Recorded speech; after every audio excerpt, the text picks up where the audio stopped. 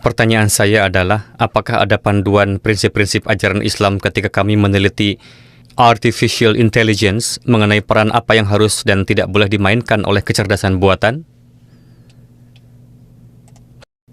Apa itu artificial intelligence?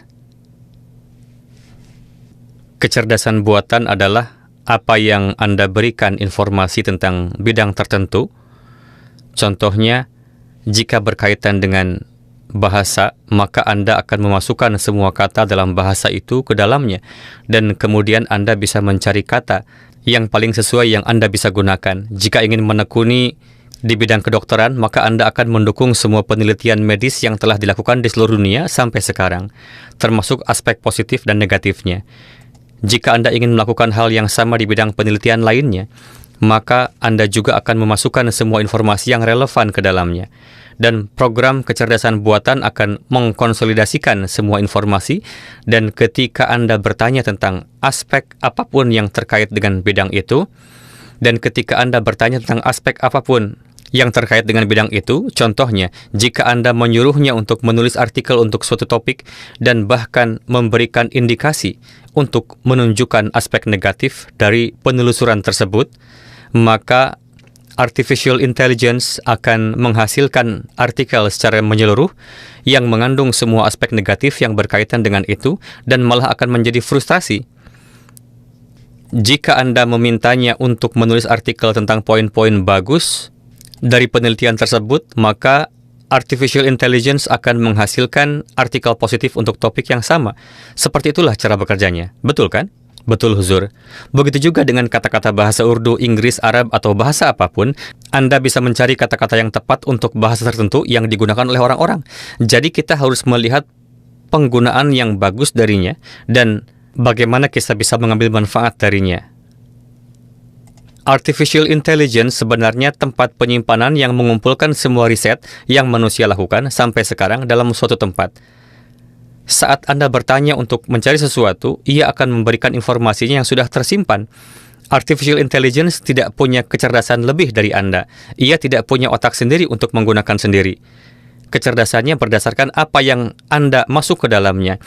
Tapi daripada mempunyai kecerdasan satu orang, ia mengumpulkan kecerdasan ratusan otak.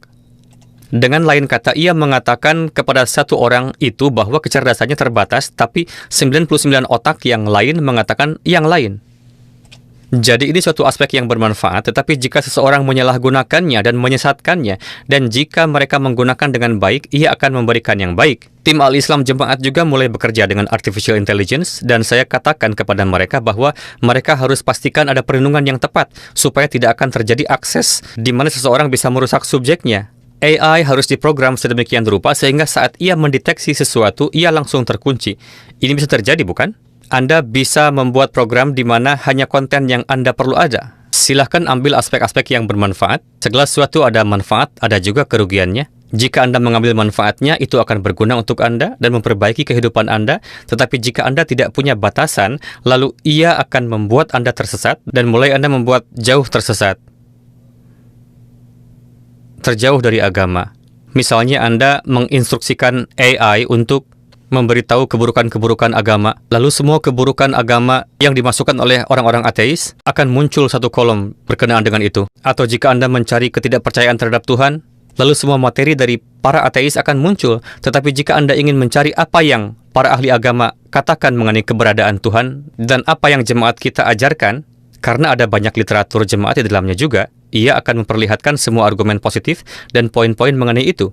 Jadi Anda harus melihat bagaimana caranya untuk menggunakannya dengan cara yang paling baik. Jika Anda menyalahgunakannya, itu keliru. Semua ada aspek baik dan buruknya. Allah Ta'ala menciptakan kecerdasan kepada manusia, dan artificial intelligence bukan lebih dari itu. Allah Ta'ala mengatakan kepada manusia bahwa, Aku telah ciptakan kalian sebagai makhluk yang terbaik. Jadi Anda harus mempertahankan keunggulan Anda dan menggunakan fakultas otak Anda. Anda bisa menilai sendiri apa yang baik dan apa yang tidak.